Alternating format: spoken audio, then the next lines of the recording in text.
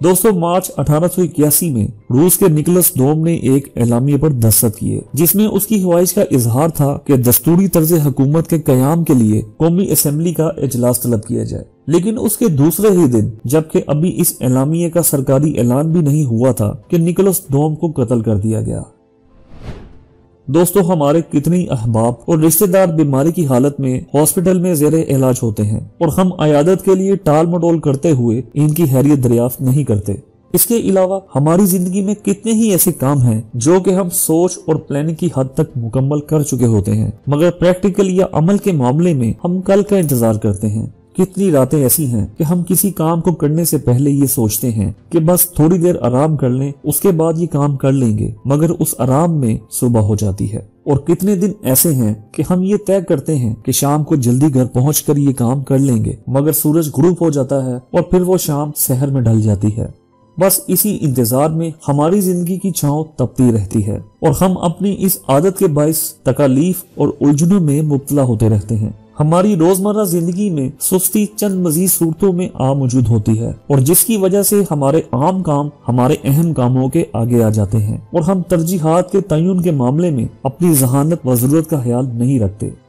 हमारे डिसिप्लिन में कमी के बाइस इंतहाई अहम कामों से फरार के लिए हमें हजारों बहाने मिल जाते हैं। हम अपने करार और नाकामी का बोझ हार्जी वजूहात पर डालते हैं।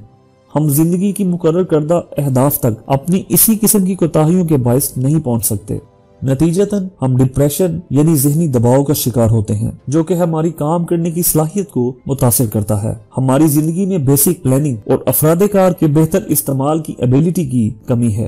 हुकूमतें और इदारे अपने वजूद को बरकरार रखने के लिए इज्तिमाई कौमी नुकसान को नजरअंदाज करते हुए ऐसे इकदाम कर लेते हैं जो कि इनके वजूद को तो फौरी तौर पर सुकून बख्श देते हैं, मगर कौम की बुनियादों को डायनामाइट कर देते हैं।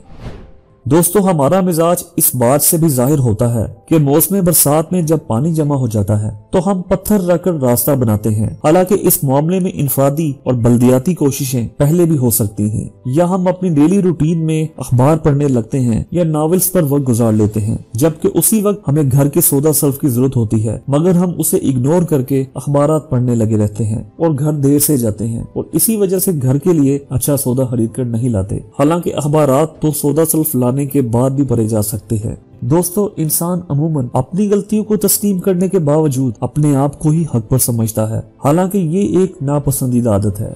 सुस्ती के मामले में आप अपने आप को इन सूरतों में मुतमिन करने की कोशिश करते हैं। नंबर 1, काम करने के लिए मुनासिब साजो सामान नहीं है। नंबर 2, तहरीरी काम तो अमूमन स्याह रंग की रोशनाई से करता हूँ, मेरे पास रोशनाई नीले रंग की थी इसलिए काम नहीं हो सका।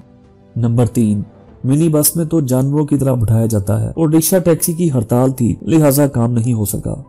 नंबर 4, काफी देर से काम कर रहा था, कमर सीधी करने के लिए लेटा और बस सुबह को आंख खुली। नंबर 5, इस किस्म के काम के लिए तो जबरदस्त कुव्वत की जरूरत है, वो हमने कहा, बस इसीलिए काम नहीं हो सका। दोस्तों यहाँ मिसाल के तौर पर आपको 2 छोटे वाकया सुनाता हूँ जिनसे सुस्ती से गुरेज करने वाले अफराद का किरदार सामने आता है।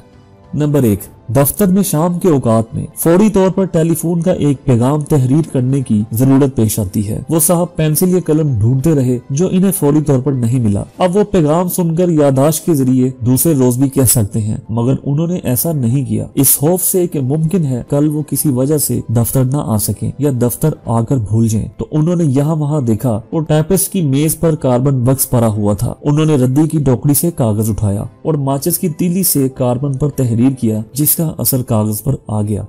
ये बात जहानत और एहसास जिम्मेदारी को जाहिर करती है और सुस्ती से गुरेज की एक अलामत है। दूसरे किस्से में एक साहब अपने नए मकान में मुंतकिल हुए जो कि नए फ्लैट्स बने थे। दूसरे रोज सुबह सवेरे अखबार वाले ने दरवाजा खटखटाया और पूछा कि क्या आप अखबार लेंगे। साहिब खाना ने अखबार वाले से पूछा कि आपको कैसे पता चला कि हम लोग यहाँ शिफ्ट हो गए हैं, जिस पर अखबार वाले ने जवाब दिया कि सर आपकी बालकनी में कपड़े लटक रहे थे, जिससे मुझे अंदाजा हो गया कि आप यहाँ आ चुके हैं। इन साहब को अखबार वाले के इस एहसास की कदर हुई और उससे अखबारात खरीदने का सिलसिला शुरू हो गया। अखबार वाला ये भी कर सकता था कि आज तो इनका पहला दिन है और साहब थके होंगे, और इस सूरत में ये मुमकिन होता कि साहब मकान अखबार लेने के लिए खुद मार्केट चले जाते और किसी और से बात कर रहे।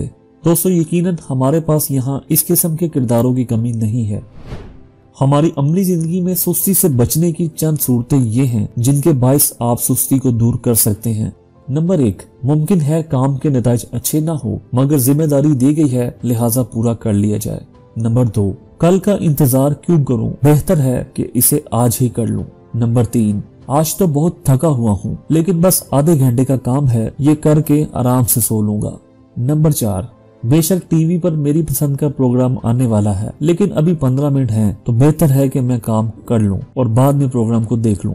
नंबर 5, काम के लिए साजो सामान नहीं है लेकिन देखते हैं किसी और तरकीब से भी ये काम हो सकता है। दोस्तों, दरख्त बनने में 100 साल लगते हैं लेकिन अगर आज बीज डाल दिया जाए तो कम से कम एक दिन तो कम हो जाएगा ना। इनफरादी तौर पर हर एक को अपना जायजा लेना चाहिए कि लोग इस मर्ज का शिकार क्यों होते हैं या थपेरों की नजर क्यों हो जाते हैं। हमारे काम बाज वजूहात की बिना पर फौरी नौयत के हो जाते हैं जिनके बायस हमारे अहम काम मुतासिर होते हैं और इसकी वजह यही है कि हम में तरजीहात के तयन का शऊर नहीं है। दूसरी तरफ सुस्ती की एक बहुत बड़ी वजह नाकामी का खौफ है। हम दूसरों के सामने शर्मिंदा होने के खौफ से अपने अहम अमूर को टाल देते हैं। इसकी मिसाल ऐसे है जैसे किसी तालिब इल्म ने ये सोच लिया हो कि उसे मैट्रिक के इम्तिहान में पहली पोजीशन लेनी है लेकिन साथ ही साथ उसे ये भी खौफ है कि वो कहीं फेल ना हो जाए और इसी खौफ की वजह से वो सही तरीके से इम्तिहान नहीं देता। तो यहाँ ये चीज सोचने वाली है कि ये खौफ तो हमें तबाह कर देगा और इससे लड़ना एक अजीम मुकाबला होगा। ऐसी सोच जिसमें करोड़ों अफराद हमसे बेहतर हैं और हम करोड़ों अफराद से बेहतर हैं तो मुकाबले से फरार क्यों इख्तियार करें। इतनी जरूरत तो होनी चाहिए कि हम अपनी गलतियां तस्लीम करें या किसी कामयाब फर्द को मुबारकबाद दें। फिर इतना हौसला भी होना चाहिए कि हम अपनी गलतियों का जायजा लें। दोस्तों, अपने बारे में बहुत आला तस्वुर कायम कर लेना और काम इस वजह से मुलतवी कर देना कि उस आला तस्वुर से ये काम मेल नहीं खाता और ये सोचना कि क्योंकि ये काम हमारे मयार से कम है लिहाजा नहीं करते, या अपने आप को फरिश्ता सिर्फ इंसान और गलतियों से पाक महसूस करना, तो ऐसी सूरत में तो फिर आप कोई भी काम नहीं कर सकेंगे। एक चीज ये भी कि हर काम को खुद अपने हाथों से करना ये सोच कर के सिर्फ हम ही लायक हैं और जब तक हम खुद काम नहीं करेंगे ये काम नहीं होगा, ये तस्वुर गलत है। हमें अपने मातहत अफराद को तैयार करना होगा। उनकी तरबियत, हौसला अफजाई और अमूर की सपुर्दगी ही ये फर्ज अदा कर सकती है। दोस्तों, गुस्सा और नाराजगी का इजहार पशेमानी पैदा करता है। फिर हम एहसास नदामत के बाइस कम से कम इस दिन और इस फर्द के लिए काम करने से आजिज हो जाते हैं जिस पर हमने गुस्से का इजहार किया होता है। सलाहियतों की कमी भी सुस्ती पैदा करती है, लिहाजा अपनी सलाहियतों और इदारे की जरूरियात में बैलेंस होना चाहिए। जब पहिया ईजाद हो चुका है तो इससे फायदा उठाइए, इसके मुख्तलिफ इस्तेमाल सोचिए, लेकिन अपने तौर पर इस पहिए को बनाने के लिए तहकीक में वक्त सर्फ मत कीजिए। जो काम हो चुके हैं उनके बारे में सोचकर वक्त जाया करने की कोशिश न करें बल्कि उन्हें इस्तेमाल करें और भरपूर फायदा उठाएं। फजूल कामों व मामूलात में अदम तवाज़ुन और किसी एक काम में गैर जरूरी तौर पर एनर्जी सर्व करने से इंसान दूसरे अहम कामों के लिए अपने आप में हिम्मत और कुव्वत नहीं रख पाता। लिहाजा अपने आप को थकाने में भी एहतियात रखिए ताकि हराम खोरी न हो और खुद फरामोशी भी न हो। दोस्तों, दूसरों की दुनिया बनाने के लिए अपनी आहरत तबाह नहीं करनी चाहिए।